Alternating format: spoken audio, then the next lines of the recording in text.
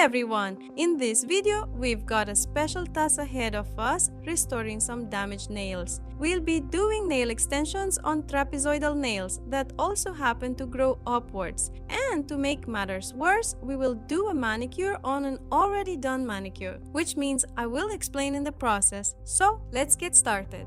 So, in the video, we've got some nails that are asking for resuscitation. The red plate indicates severe damage to the top and middle layers. Also, we can see that the nails are trapezoidal in shape, so we'll be choosing a tapered form, specifically almond. Additionally, our index and pinky nails are also shaped like a trampoline, so we've got our work cut out for us today. At the beginning of the video, I said that we would have to do a manicure over a manicure.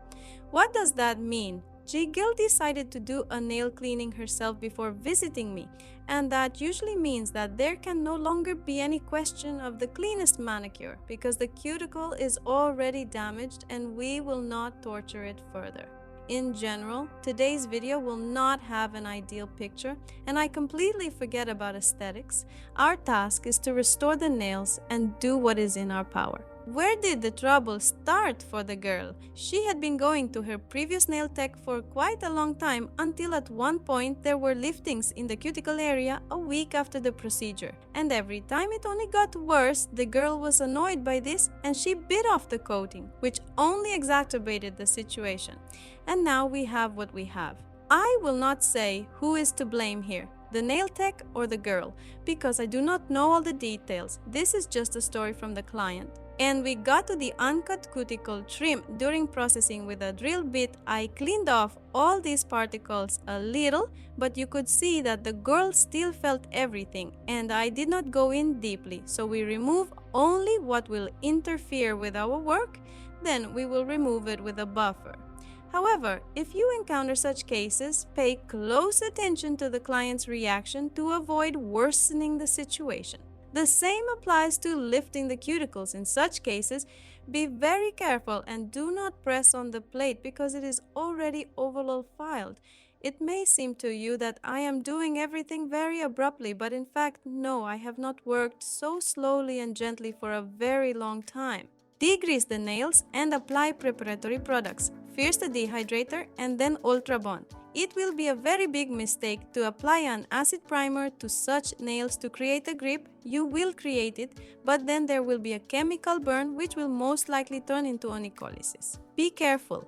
What to do with such nails and what base to apply in this situation. If I just covered with color, I would apply air base. It is designed specifically for such cases. In my video about bases, I showed it in detail.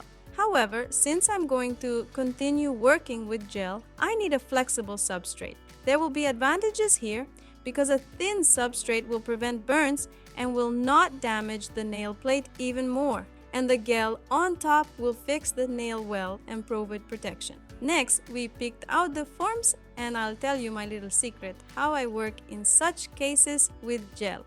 Any material when polymerized releases heat, and such nails will definitely feel it, so I apply gel to the form with a gap in the cuticle area and dry it without bonding to the nail.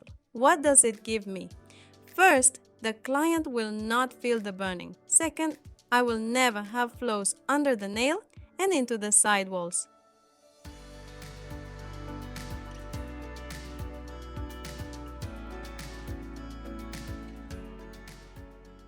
I dried the gel and now I put a droplet in the area where I will be sticking to the nail, literally a little bit, not much is needed there.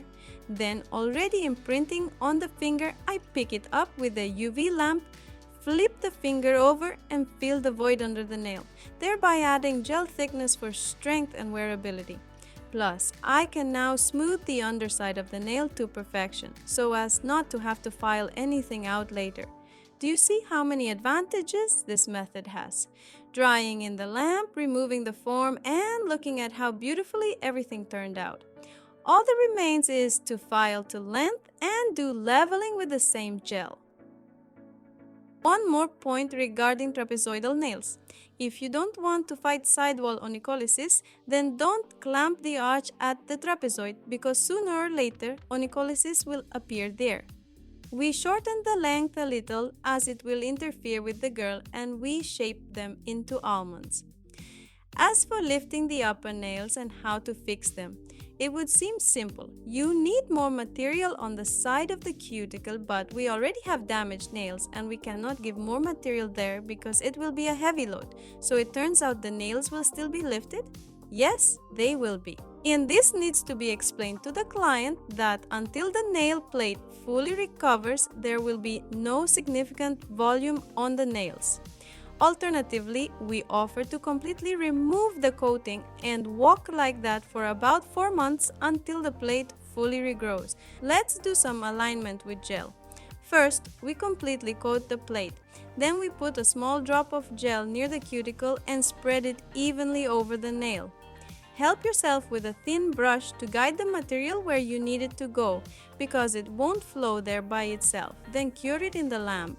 Anyway, always focus on how your lamp dries, because anything can happen. Lamps are different for everyone, as are gels. And if you don't know how to choose a working lamp for yourself so that it serves you well and you don't overpay, then I suggest you watch a video I have on my channel. It will be very useful, especially for beginners. There I talk about what to pay attention to so as not to become a victim of marketing. Thank you very much for your activity on the previous video. I see all your comments. As for the stained glass French with molds, that video is already in the works, so be sure to subscribe to the channel so you don't miss it.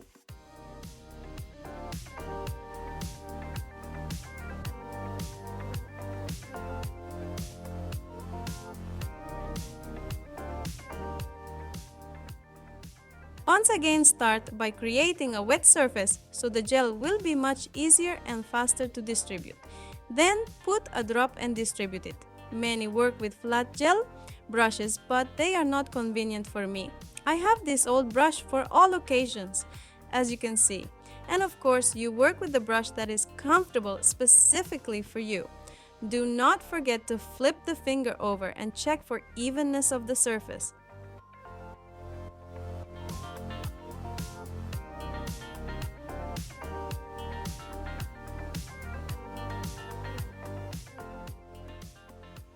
After curing the gel, I always remove the dispersion layer because it's quite pronounced, and then you can already cover with color or top coat. We decided to leave this color but add small hearts since Valentine's Day is coming soon and it will be on theme and very cute. By the way, I have a video for you with such a cute design for Valentine's Day, but I decided to keep up the intrigue and show it closer to the holiday.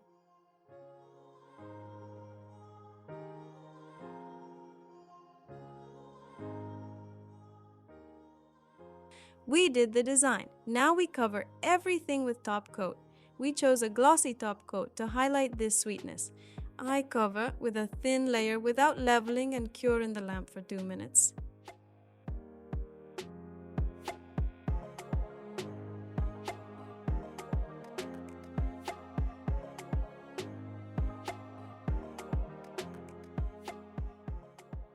As for the polishing, in such a situation, it's best to polish with oil or paraffin wax, as it will improve the effectiveness of the polishing.